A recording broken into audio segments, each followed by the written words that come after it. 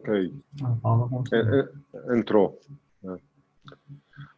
Esse topete precisa cortar, viu? Tá dando problema, interferência. Já estamos online, tá vendo? Espera aí.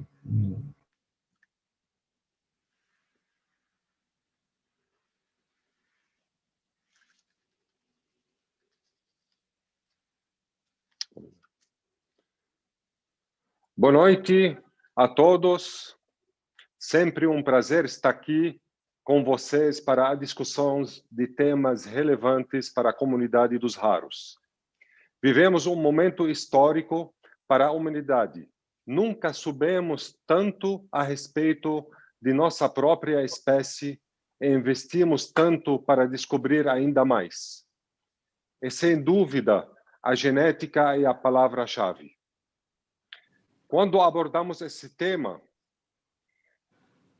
no início deste mês, o Prêmio Nobel de Química foi entregue a duas cientistas responsáveis pela descoberta da técnica de CRISPR, um método de edição genética capaz de modificar genes humanos e ajudar na cura de doenças. Para discutir a importância do momento que vivemos e do que ele representa em termos práticos na vida de todos, convidamos duas referências no assunto. Dr. Roberto Giuliani, médico geneticista da Universidade Federal do Rio Grande do Sul, do Hospital das Clínicas de Porto Alegre, consultor da Organização Mundial de Saúde e membro da Academia Brasileira de Ciência. Bem-vindo, querido amigo. E também o Dr. Paulo Falabella, vice-presidente do desenvolvimento clínico da Regenex Bio. Seja bem-vindo, Dr. Paulo. A terapia gênica ainda é um assunto desconhecido da maioria das pessoas. No entanto, um número cada vez maior de pesquisa está acontecendo no mundo, envolvendo a edição de genes. Dr. Roberto, em termos leigos, como podemos explicar àqueles que nos acompanham o que vem a ser a terapia gênica? Tony, obrigado pelo convite. É sempre um prazer participar nessas atividades da Febra Raras. E, respondendo à tua pergunta, como a gente poderia explicar o que é terapia gênica? De uma maneira muito simples, é tratar uma doença com um material genético. Não é, a terapia gênica pode ir até além disso. Nós temos ouvido falar bastante em vacinas genéticas, que é uma espécie de vacina com DNA, com RNA, mas vamos focar no tratamento de doenças. Então, nós podemos usar um pedacinho do DNA para tratar doenças. Quando a gente pensa o que é uma doença genética, é um indivíduo que tem um gene que não funciona bem, aí esse gene não fabrica a proteína que ele deveria fabricar, e aí o indivíduo tem um problema clínico. Então, o que nós normalmente fazemos? Tentamos substituir essa proteína de maneira com que ela reponha o funcionamento normal do organismo. Mas isso é muito difícil, se tenta, e é algo que melhora realmente a vida dos pacientes quando a gente consegue. Mas se a gente conseguisse ir lá no gene e corrigir o gene, dar para esse indivíduo um gene que funciona bem, esse gene iria fabricar a proteína e o indivíduo ia ter restaurada a função daquela proteína. Então, a terapia gênica é isso, ela transfere para o indivíduo um pedacinho de material genético que substitui o material genético dele que não está funcionando bem, e com isso se tenta melhorar a doença, corrigir a doença e, quem sabe, um dia curar a doença. Muito obrigado, Dr. Roberto. Dr. Paulo, na apresentação desse encontro, mencionei o Prêmio Nobel de Química concedido a Emmanuel Charpentier e Jennifer Doudna. O senhor poderia explicar o que representou para o mundo a descoberta desta técnica de edição genética, o CRISPR? Boa noite, Tony. Boa noite, professor Giuliani. Parabéns pela iniciativa, Tony. Obrigado pelo convite. É sempre um prazer conversar com vocês. Como o doutor Giuliani estava explicando, terapia gênica, na verdade, é um termo muito abrangente, né? A gente, por exemplo, tem a terapia gênica de adição, que é exatamente o que o doutor Giuliani estava explicando. Você entrega para a célula um material e a célula vai utilizar aquilo para começar a produzir uma proteína, por exemplo. O CRISPR, na verdade, é o que a gente chama de edição genética. Aqui o Dr. Juliano explicou, a gente normalmente fala de terapia de acréscimo, ou terapia de adição. A pessoa tem uma mutação, ela não produz uma certa proteína, você adiciona um DNA para a célula, a pessoa continua com o DNA que ela tem e também tem a adição de um DNA correto que vai começar a produzir a proteína.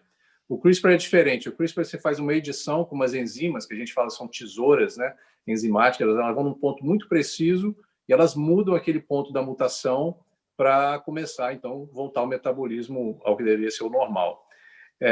Em termos se a gente olhar as duas tecnologias, a terapia gênica de adição, que já está no mercado, inclusive no Brasil esse ano, corrija-me se eu estiver errado, mas tanto o Luxturna quanto os Zolgensma estão agora, pelo menos na discussão do panorama brasileiro, essas são terapias de adição. O CRISPR, eu acho que ele tem um potencial fantástico.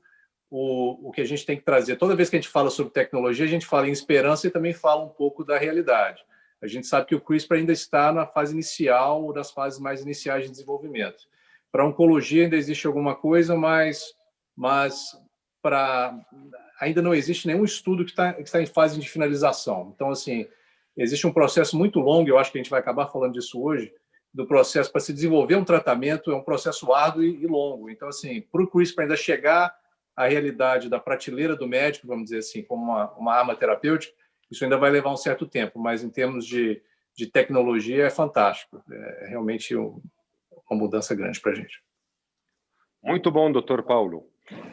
Dr. Roberto, podemos dizer que os avanços nessa área ocorrem rapidamente, desde o primeiro sequenciamento de DNA em 2006 até a descoberta do CRISPR e as atuais terapias gênicas, testemunhamos muitas conquistas. No seu entendimento, quais foram os maiores avanços registrados desde então? Tony, na verdade, eu acho que tem muita coisa acontecendo neste momento, como o Paulo, a quem eu dou boa noite aí, acaba de mencionar, né? Tem essa tecnologia do CRISPR chegando, né? E tem essa terapia gênica, mas na verdade já tem um longo caminho. A primeira terapia gênica foi aplicada em 1990, 30 anos atrás, e nós pensávamos naquela época que o caminho seria fácil e seria rápido, mas foram muitos percalços ao longo da trajetória para se ter, assim, desenvolver essa tecnologia de terapia gênica com segurança e também com uma eficácia, né, que justifique o seu uso. Então, isso levou bastante tempo, mas agora é o momento em que realmente ela está madura e está chegando, como o Paulo acabou de mencionar, chegando no mercado. No Brasil já tem 2 produtos aprovados, na Europa tem 13, no Japão tem 8, nos Estados Unidos tem 4 ou 5 produtos aprovados. Então, e tudo muito recente. Então, agora ela está realmente chegando para a aplicação prática, né? Isso é realmente assim muito animador, né? Mas foi uma longa trajetória para se chegar até então, desenvolver a melhor maneira de transportar o DNA para o indivíduo. Geralmente a gente utiliza vírus do bem, que não causam doença, mas que carregam o DNA para dentro do organismo, saber qual o vírus, qual o tipo que vai chegar no tecido que a gente precisa, qual que não vai causar nenhum dano. Tudo isso exigiu muito tempo, foi uma longa trajetória e, felizmente, agora está amadurecendo e está chegando realmente nos resultados práticos. Muitas descobertas aconteceram nesses últimos 30 anos, foi sequenciado o genoma humano, como tu acabaste de mencionar, foram descobertas essa tecnologia do CRISPR, foram identificados vírus que podem transportar com segurança o material genético. Então, muitas descobertas que foram se somando e permitiram que hoje, agora nesse final da segunda década do século XXI, a gente possa dizer que a terapia gênica finalmente está chegando na prática do tratamento de doenças. Até esses métodos hoje estão sendo usados para as novas vacinas contra a Covid, né? Algumas empresas, né, e centros de pesquisa estão usando o adenovírus, né, para poder ter um sistema de defesa contra esse Covid. Então, é parecido, não é o mesmo, mas também é parecido esse vírus que entra no corpo e consegue fazer essas mudanças que a gente precisa, né, para proteger, para ter imunidade contra a Covid, né? Dr. Paulo, quais foram os desafios da REGENXBio para trazer a pesquisa da terapia gênica para o Brasil? E como sua empresa enxerga o país hoje? Você acha que temos condição de trazer novas tecnologias para nosso país? Tônia, a resposta rápida e objetiva é claro que sim. E é importante a gente diferenciar para quem está ouvindo terapia que já chegaram ao mercado, né, que já são comercializadas. Isso significa que os órgãos de regulação, por exemplo, a Anvisa no Brasil e o FDA aqui nos Estados Unidos, puderam avaliar todo o estudo que foi feito em pacientes e chegar no final e dizer que os benefícios para o paciente, os benefícios que os pacientes tiveram durante aquele estudo e os efeitos colaterais, que toda droga tem efeito colateral, qualquer aspirina que se toma vai ter um efeito colateral, mas fazendo a balança desses dois fatores, chegou-se à conclusão que é uma droga que, né, que vale a pena para melhorar a vida do paciente. Então, assim, a gente está falando que, Tônia, eu estou pegando a sua pergunta para os tratamentos em experimentação ou em investigação, né? Então, assim, a gente tem um orgulho de dizer que a REGENXBio é uma empresa americana que desenvolve terapias gênicas em diferentes áreas, de sistema nervoso central, doenças do cérebro, né, neurodegenerativas, doenças oculares, neuromusculares. E existe, hoje em dia, um estudo ativo junto à Universidade de Porto Alegre, com o professor Giuliani, aqui, que está aqui com a gente hoje, e que foi, até pelo menos a informação que nós temos, é que é a primeira terapia gênica, em termos de estudos no Brasil, para uma doença degenerativa. E até onde eu sei também, para estudo de uma doença pediátrica, também foi a primeira no Brasil. Não é um caminho simples, como o professor Giuliani falou, né? Em termos de desafio, acho que eu apontaria primeiro para a parte regulatória e, ao mesmo tempo que eu faço de início uma pequena crítica, eu gostaria também de dar os aplausos para a Anvisa, porque hoje eu acho que se a gente olhar o caminho que a Anvisa percorreu nos últimos anos, foi um caminho árduo, mas hoje estão numa situação muito diferente. E reconhecer que é um caminho difícil, porque assim, a agência regulatória ela tem a responsabilidade de acompanhar um estudo em seres humanos. Então, assim, a gente costuma se dizer que o desenvolvimento de drogas, de tratamentos, é a indústria mais regulamentada do mundo. Tudo tem que ser feito de uma forma muito específica, né? Então, assim, o que uma empresa estrangeira olha para o Brasil? O que você espera para desenvolver um tratamento, por exemplo, no Brasil, no território nacional?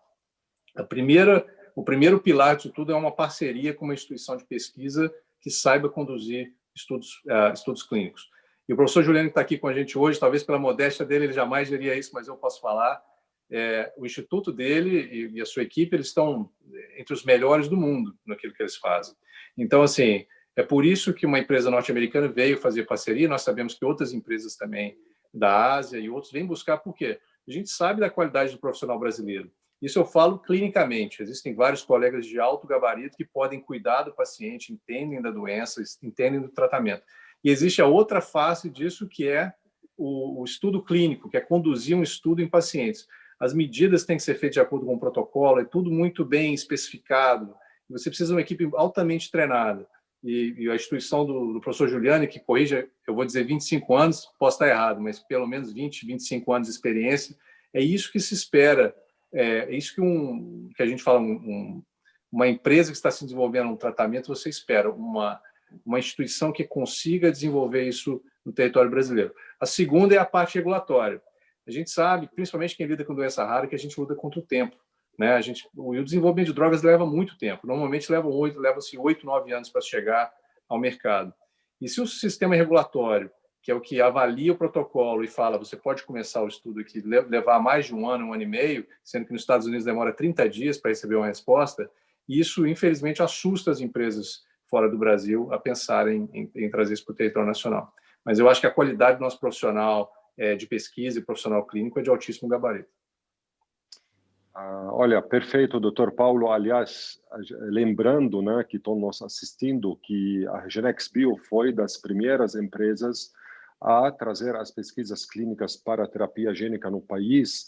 E graças a isso, eu lembro que as primeiras reuniões que a gente participou junto, porque a gente demorou até para convencer vocês para trazer as pesquisas para o nosso país, a Anvisa teve que contratar, né, um departamento que cuida das terapias avançadas e depois começaram a construção de uma resolução nova específica para terapias avançadas, que é a número 260, que também gerou a outra resolução de registro das novas tecnologias, a resolução 338, também que a gente contribuiu bastante, a Casa Hunter, junto com o Instituto de Genética para Todos, professor Giuliani, Universidade da Pensilvânia, para ter a nova resolução 338, que saiu esse ano mesmo, antes da pandemia, em 20 de fevereiro de 2020. Por isso, conseguimos ter o registro de 2 terapias gênicas hoje para comercialização no nosso país.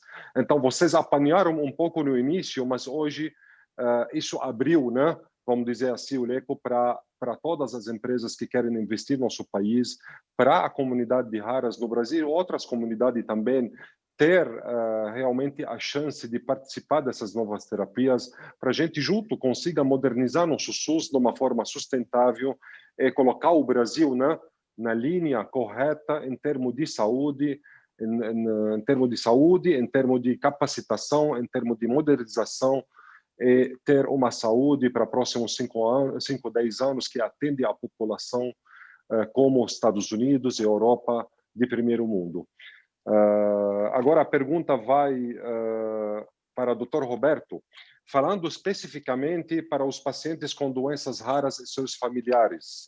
Dr. Roberto, o que a terapia gênica representa em termos de possibilidades de tratamento para as 80% das doenças raras que têm origem genética? Tony, antes de começar, eu queria só dizer que nesse papel de desbravamento dessa área de terapia gênica junto às agências regulatórias, que o Paulo tão bem mencionou aí, a Casa Hunter e a Febra Raras tiveram um papel fundamental, né, em ajudar a convencer as autoridades da importância, né, desse processo e da prioridade que tem que ser dada, né, a essas novas essas terapias avançadas. E falando nisso, então, em relação assim, é uma esperança para os pacientes com doenças genéticas. As doenças genéticas são praticamente todas raras, e entre as raras, 80% delas são efetivamente genéticas. E para essas doenças, uma pequena parte tem terapias eficazes atualmente. A grande maioria são o que nós chamamos de doenças órfãs, que não tem um tratamento. Tem um gene que tem um problema e não tem uma maneira da gente corrigir isso. E a terapia gênica surge, então, com uma grande esperança, né, para muitas dessas doenças. E, claro, que a gente espera que no futuro se tenha mecanismos de se corrigir até doenças que são pouquíssimo frequentes, porque o que acontece? Normalmente se busca primeiro atender doenças que têm uma frequência um pouco maior, mesmo sendo raras, né? E depois vai se percorrendo o caminho das doenças ultra raras, né? E a terapia gênica ela tem essa possibilidade também de atender, né, tanto as doenças raras como as ultra raras, claro, desde que se desenvolvam os mecanismos. Então, no momento que nós dominarmos completamente essa tecnologia e pudermos ter um processo em que a gente pode tratar uma doença e aí, conforme a doença, se mudar o gene que está sendo transferido, então isso vai representar um grande avanço, né, para esses pacientes que têm doenças genéticas raras e doenças genéticas ultra raras. Por exemplo, nessa protocolo aí que a Regenex Bio desenvolveu, ela tem um protocolo, que é o que nós estamos usando em Porto Alegre, neste momento, que trata doentes com mucopolissacaridose tipo 2. E agora a mesma tecnologia, só mudando o gene que está sendo transferido, vai ser usada para mucopolissacaridose tipo 1. Daqui um pouco ela pode ser usada para outros tipos, não só de mucopolissacaridose, mas outras doenças, só se trocando, né, usando a mesma plataforma e se trocando o gene que vai ser transferido conforme a doença que vai se tratar. Então, é uma possibilidade realmente muito grande, assim, uma esperança que se abre para pacientes com doenças genéticas raras. Perfeito, doutor Roberto. Doutor Paulo, sem dúvida, o custo envolvido nestas pesquisas ainda é bem alto. Este é o maior obstáculo do acesso aos benefícios proporcionado pela terapia gênica? Porém, antes de eu responder essa pergunta, deixa eu só fazer um comentário e colocar em perspectiva o porquê que é importante a gente trazer o Brasil para o centro da discussão de desenvolvimento de novos tratamentos. Para a gente ter uma ideia, quando um tratamento chega ao mercado, que foi o caso do Luxturna, que foi aprovado no final de 2017 aqui nos Estados Unidos, foi aprovado agora, se não me engano, foi em meados de junho, né? Anos depois. Então, assim, isso a gente está falando de uma droga que chegou ao mercado aqui, depois de alguns anos chegou ao Brasil. O que a gente está falando em pesquisa clínica é trazer o Brasil para fazer parte desses estudos, igual o doutor Juliano acabou de falar, para a MPS. A maior parte dessas doenças raras, como o professor Juliano falou, não há tratamento algum. É lógico que a gente tem que entender que tratamento experimental não quer dizer que ele funciona ainda, você ainda está investigando. Mas se a gente puder trazer isso como pelo menos uma opção para a população do Brasil, é fantástico. Então, assim, como o professor falou, poder alavancar se beneficiar da plataforma, do conhecimento, que inclusive eu fiz uma pequena crítica inicial à Anvisa, mas hoje eu parabenizo, porque não é uma situação fácil. Você trazer, hoje em dia, apesar de há décadas se falar em terapia gênica, o número de profissionais que são capacitados para avaliar esse tipo de tecnologia é muito pequeno, né? Então, assim, a Anvisa, a gente sabe que passou por uma dificuldade em trazer pessoal qualificado, mas hoje a gente tem esse prazer de dizer que o país está num outro patamar. E a gente espera que não só os nossos estudos, mas outros também venham colocar o Brasil numa posição de liderança, né, entre os países que estão desenvolvendo esse tipo de tecnologia.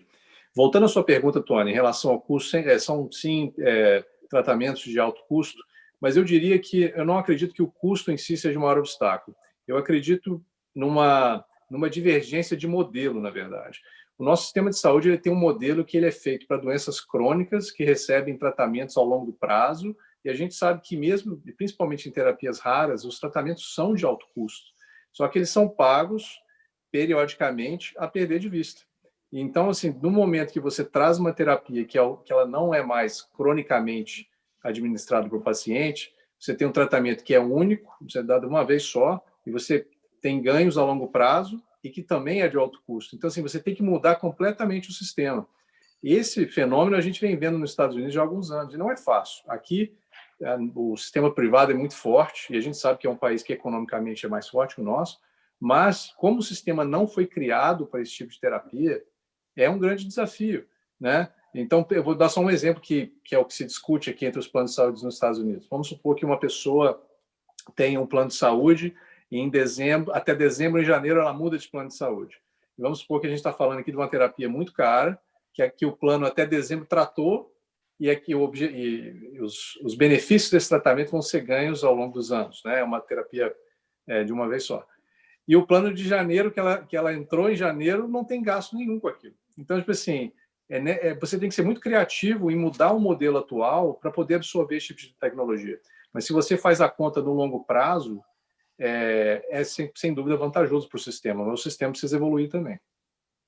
Aliás, esse desafio, eu acredito que não é somente para o Brasil, é para todos os governos hoje do mundo, que sejam na área privada também tem desafio, e na área pública, porque quem mais arca com isso no mundo inteiro é a área pública, né? Vamos dizer assim.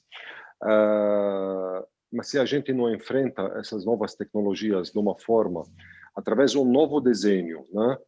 Criar um modelo novo, porque o modelo antigo, temos que admitir, não vai funcionar para essas novas terapias. Nós temos que criar, junto com todos esses players, um modelo novo, de forma sustentável. E agora está caro, porque tudo que é novo é caro. Igual quando começou o sequenciamento genético, começou com 20 mil reais no Brasil. Hoje, em 3, 4 mil reais, você consegue fazer sequenciamento genético, né? Então, daqui a pouco você vai fazer com $100, 600, 700, 800 reais, você vai conseguir fazer, né? Então, tudo isso, as novas tecnologias, é cara no início. Mas se a gente tem um plano bem estudado, eu acredito que dá para baratear um pouco e dá para trabalhar ela no longo prazo de uma forma sustentável. Eu acredito, eu concordo com você.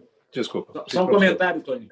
Eu acho que tem uma coisa aí que nós não podemos continuar a trabalhar com calculando o preço de terapias para doenças raras, no mesmo modelo que se usa para doenças mais comuns. Né? Tem que ser um modelo diferente de farmacoeconomia, porque realmente não dá para utilizar. E quando se passa, então, para utilizar essas terapias, que é um tratamento para toda a vida, é outra situação em que também tem que se ter um paradigma diferente. E, Tony, tem um fator que a gente acabou não tocando, mas que entra na conta do custo de um tratamento, que é o desenvolvimento. Como a gente estava dizendo antes, o tempo de desenvolvimento de uma nova droga ela é muito longo. E a gente sabe, por exemplo, desde o momento em que existe um conceito que se testa primeiro inicialmente, vamos dizer, em tubo de ensaio, depois passa para testes em animais. Quando você tem aqui, do início até o final do desenvolvimento para chegar ao mercado, a taxa de sucesso é em torno de 5%. Então, assim, para uma droga que chega ao mercado, tem dezenas que infelizmente, não chegaram à linha de chegada. E esse custo é absorvido. Então, na verdade, o ponto que eu queria fazer é na duração. Assim, a gente sabe que essas empresas de desenvolvimento de alta tecnologia, o desenvolvimento custa muito caro. Você acabou de falar que toda tecnologia no começo custa muito caro. As televisões de tela plana foram assim, os computadores foram assim, as drogas que foram desenvolvidas na década de 90, né, os fragmentos de anticorpo eram assim, hoje em dia são muito mais absorvíveis pelo mercado. Mas eu acho que se a gente conseguir ser mais eficiente no desenvolvimento da droga, foi o que o professor estava falando em relação à plataforma, até com os órgãos regulatórios. Vamos supor, o Zolgensma, por exemplo, usa um vírus, um vetor viral, que é quem carrega o DNA para dentro da célula, exatamente igual, ou muito, muito parecido a outras drogas que estão sendo desenvolvidas. Se a gente conseguir aproveitar o que já foi desenvolvido para um tratamento e reduzir o desenvolvimento de 8 anos, que seja para 4 ou 5 anos, isso, sem dúvida, vai se traduzir em ganhos lá na frente, economicamente. Tá certo. Existe uma pergunta aqui da senhora Ana Paula Gaia.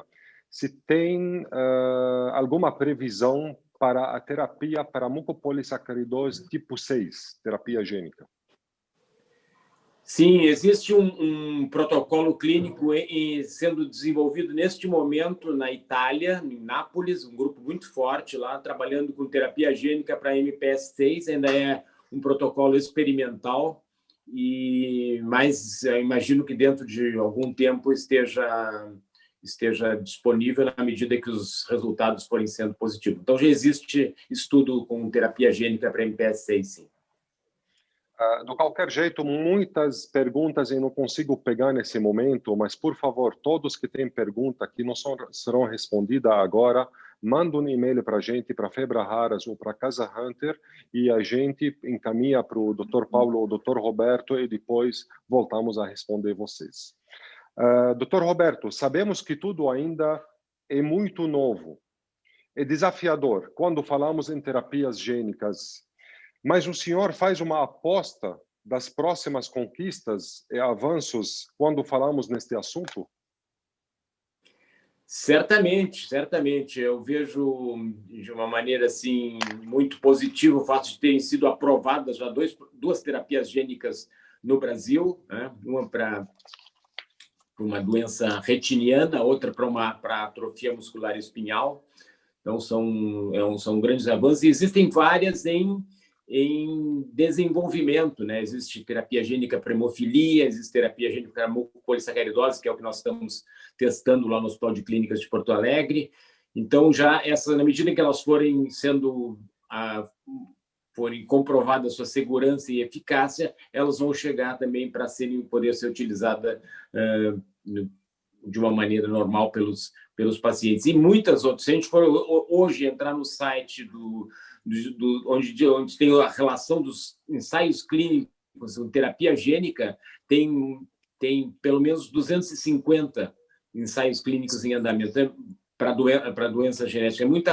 Bastante coisa vindo, né, sendo desenvolvida. Claro que, como o Dr. Paulo recém comentou, esses estudos às vezes levam muitos anos, né? Então não quer dizer que daqui no ano que vem nós vamos ter 250 tratamentos. Não, eles levam muito tempo para amadurecer, para ser aprovados, mas eu diria assim que realmente nós estamos no momento em que a terapia gênica está chegando na prática. E depois tem vários tipos de terapia gênica, né? Esse que que a gente está mencionando aqui, que é por adição, tem terapias gênicas que utilizam mecanismos de fazer com que os genes parem de funcionar e genes que atrapalham, que estão funcionando demais e atrapalham o funcionamento. A gente tem mecanismos para também tratar, não doenças genéticas, mas tratar câncer, por exemplo, com mecanismos de terapia gênica que matam a célula, que é o que a gente quer no câncer, matar a célula cancerosa, né? Então, tem muitos mecanismos que estão acontecendo e eu diria assim, tem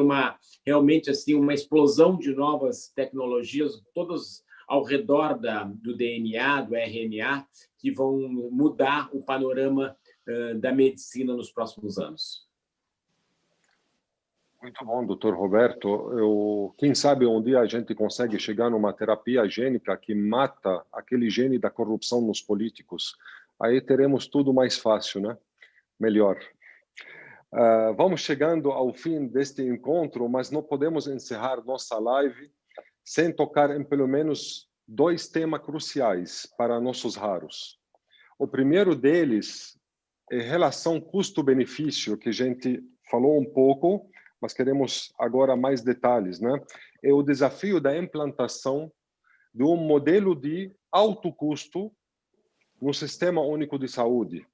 Gostaria de ouvir a opinião dos senhores com relação a este assunto. Pode começar, doutor Paulo. Tony, parte dessa resposta é o que eu acabei de comentar com você sobre o modelo de sistema de saúde, que não só é pertinente ao Brasil, mas o nosso sistema não é montado para esse tipo de terapias, né? E só quando ela chega a se tornar uma realidade é que o sistema vai tentar acomodar, né? Não adianta você tentar incutir na cabeça das organizações que isso vai chegar daqui a 2, 3 anos. Uma vez eu ouvi dizer que na década de 90, eu não lembro exatamente que ano, mas a revista Times tinha um artigo sobre terapia gênica dizendo terapia gênica é o futuro, terapia gênica está aqui. Isso há 20 anos atrás, né? Então, assim, a gente sabe que demora. Só nos Estados Unidos, eu posso dizer, só na hora que chegou e virou uma realidade que isso está sendo discutido entre os planos de saúde, que podem ser, por exemplo, ao invés de um pagamento antecipado, como se fosse um financiamento de uma casa, que seja também, apesar do tratamento não ser crônico, mas que o pagamento seja feito cronicamente, né? Isso são linhas de pensamento que vêm sendo testadas, não só no sistema privado, mas também no sistema público americano. E existe sim uma evolução. Acho que ainda vai demorar um pouquinho ainda chegar lá, né? Mas se as organizações, e no caso do Brasil, o governo enxergar o longo prazo, eu acho que no longo prazo existe sim um caminho para chegar num acordo. Perfeito. Doutor Roberto, sua opinião? Bom, eu não sou um especialista em farmacoeconomia, em sistema de saúde, mas eu queria deixar claro uma coisa que eu acho muito importante para se avançar na área das doenças raras, é que nós termos no Brasil efetivamente centros de referência em doenças raras, né? Então, o Ministério da Saúde deu um passo importante nesse sentido ao criar aquela portaria que cria esses serviços de referência em doenças raras. Já tem 16 credenciados no Brasil, mas nós sabemos que isso é muito pouco para um país das dimensões do nosso. E queria dizer assim que iniciativas como a que está sendo objeto dessa parceria entre a Casa Hunter e o Instituto Genética para Todos, que é a Casa dos Raros, a ideia é adicionar a essa rede do Ministério da Saúde, credenciado pelo Ministério da Saúde, centros especializados e dedicados a doenças raras que vão poder receber o paciente, fazer o diagnóstico rapidamente e indicar a melhor maneira de manejo e ter familiaridade com essas terapias avançadas de maneira que possa chegar mais rapidamente aos pacientes que precisam. Então, acho que esse é um ponto importante. Assim, nós precisamos avançar nessa rede de centros de referência em doenças raras, de maneira a que tenhamos profissionais de saúde treinados e capacitados e que possam rapidamente chegar ao diagnóstico correto, encurtar o tempo entre o início dos sintomas e o diagnóstico e também entre o diagnóstico e o melhor tratamento disponível. Então, isso é algo, eu acho, fundamental de ser colocado assim na ordem do dia. Perfeito, doutor Roberto. Lembrando, muito bom citar esse centro Casa dos Raros, que será praticamente o primeiro centro, né, de atenção integral e treinamento em doenças raras na América Latina, que está sendo construído já em Porto Alegre e será inaugurado no final do próximo ano. Falando da terapia gênica, eu acho que o senhor e a sua equipe cuidou para ter realmente uma sala limpa para manipulação em grande escala de vetores, né, para a terapia gênica. Que isso é uma dificuldade que eu percebi que o senhor teve hoje no centro atual para poder aplicar essas terapias novas, porque precisa ter uma sala adequada, né, para poder trabalhar essas terapias novas, tá certo? Sim, a Casa dos Raros já vai nascer, assim, nesse ambiente de terapias avançadas e preparada para lidar com essas necessidades, né? Quando nós trouxemos esse protocolo de terapia gênica da Regenexbio para ser desenvolvido também no Brasil, nós tivemos várias dificuldades para adequar, né, a estrutura para essa tecnologia tão sofisticada. Felizmente, lá no Hospital de Clínicas de Porto Alegre, encontramos as condições para fazer, mas não é fácil reproduzir isso em outros centros de saúde no Brasil. Então, a Casa dos Raros, já que está nascendo agora, já pretende ter esse tipo de preparo, né, para lidar com a terapia gênica desde o seu começo. Perfeito. Obrigado, doutor Roberto. Hoje já contabilizamos no mundo vários casos de sucesso no tratamento de patologias com terapia gênica. Gostaria de concluir nosso encontro falando dos modelos de acompanhamento desses estudos, gerando, através da farmacovigilância, aprendizados para pesquisas futuras. Dr. Roberto, o que o senhor aponta como modelo neste sentido? E, Dr. Paulo, o que precisamos ter em vista no Brasil para acompanhamento das pesquisas realizadas no país? Então, com o Dr. Roberto primeiro. O que eu vejo como modelo, né? Eu gosto muito da maneira com que os ingleses eles avaliam as tecnologias de saúde e identificam, né, onde estão as prioridades, olhar a melhor maneira de lidar. Eu acho que é um bom modelo, né?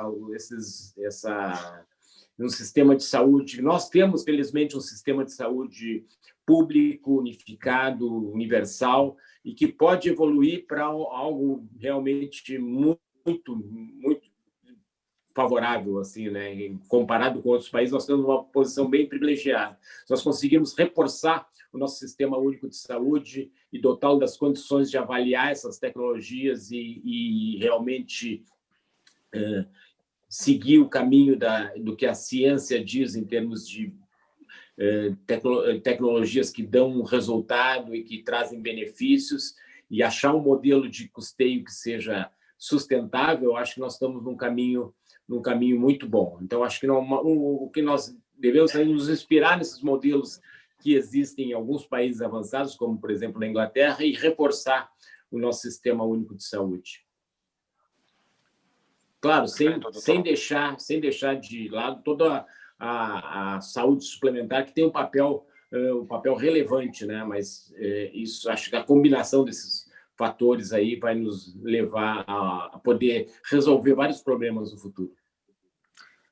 Obrigado, Dr. Roberto. Antes de passar para o Dr. Paulo, eu gostaria de pedir desculpas para que estão enviando perguntas que tivemos problema de comunicação, só que eu consegui receber a pergunta da Ana Paula. Eu não consegui receber as demais perguntas, mas então peço a gentileza de encaminhar via e-mail, que fazemos questão de responder todas as perguntas. Obrigado. Dr. Paulo, com você. Tony, existe para doenças raras, utilizando tecnologia de alta complexidade, como é o caso de terapia gênica, é natural que isso aconteça em centros que a gente chama de centros de excelência, né? Centros de tratamento que sejam muito especializados. Não só pelo conhecimento que se espera ou que se precisa para tratar o paciente, né? Que são doenças muitas vezes complexas, mas até a manipulação do produto tem que ser feita de uma forma muito específica, entregue ao paciente de uma forma muito detalhada. Então, eu acho que naturalmente, pelo menos para doenças raras, eu acho que a gente vai esperar que esse conhecimento, esse expertise vai ser desenvolvido em instituições chaves. Então, assim como o professor Juliano estava comentando aqui, essa iniciativa de se fomentar centros no Brasil que sejam especializados, eu acho que esse é o caminho. Terapia gênica, de uma forma geral, esses estudos que a gente está falando, mesmo depois de terminada a participação inicial dos primeiros 2 anos, por exemplo, os pacientes são acompanhados por pelo menos 5 anos, normalmente, para a parte de segurança. E é claro que as empresas, assim como os órgãos de regulação, eles querem que esses pacientes sejam acompanhados no longo prazo. Eu acredito que o modelo que o Brasil tem, que sejam esses modelos, centros especializados, o acúmulo desse conhecimento nesses centros especializados, eu acho que vai ser uma boa saída para a pergunta que você fez. Como alavancar ou aproveitar